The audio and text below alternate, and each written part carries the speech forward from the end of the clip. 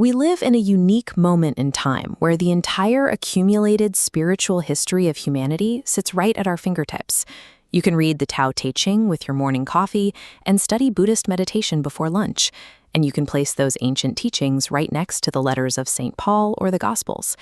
Yet, despite possessing the sum total of human wisdom, the human family feels more disconnected and spiritually fragmented than any generation before us.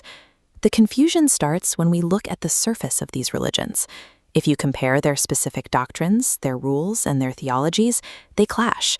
This usually forces us into one of two corners. The first is exclusivism, the belief that one specific path holds all the truth, and every other path is entirely wrong. The second reaction is reductionism.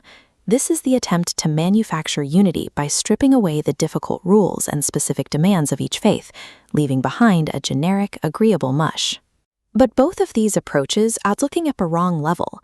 True spiritual unity demands that we keep our sharp, rigid differences. Moving past the crisis requires us to stop comparing theological doctrines and start comparing the underlying structures of human transformation. Imagine the world's traditions as a map of separate circles.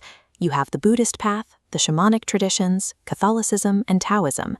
These circles do not merge. Their specific rules, their cultural identities, and their boundaries remain distinct. But when you slide them together and observe them at the depth where a human life actually changes, they overlap into a shared core. This shared center functions as a universal structural map of human spiritual change. This map shows that in every authentic tradition, the ego, the false self, must be removed from the center of a person's life. In Buddhism, this looks like the process of ending attachment. For a Karo shaman, isolated high in the Andes, it involves death rites, a grueling initiation to experience a symbolic dismemberment and sever toxic energetic bonds.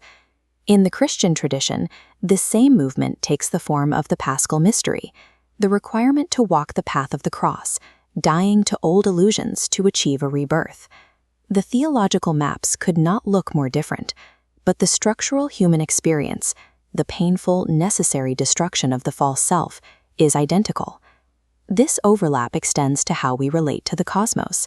The indigenous shaman practices Aini, an intimate reciprocity with the earth. This sits structurally parallel to the Catholic Eucharist, where an entire community gathers to offer the fruits of the earth back to God.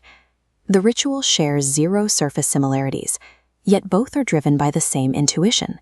The universe is a living web of relationships rather than a dead machine.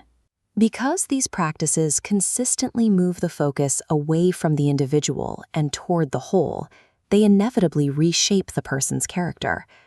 When the internal walls of the ego collapse and the world is seen as a living gift, a specific result emerges. Look at a Buddhist monk, at a shaman, or a Catholic saint. The mark of true realization is radical, self-giving love. Spiritual fulfillment is not absorption.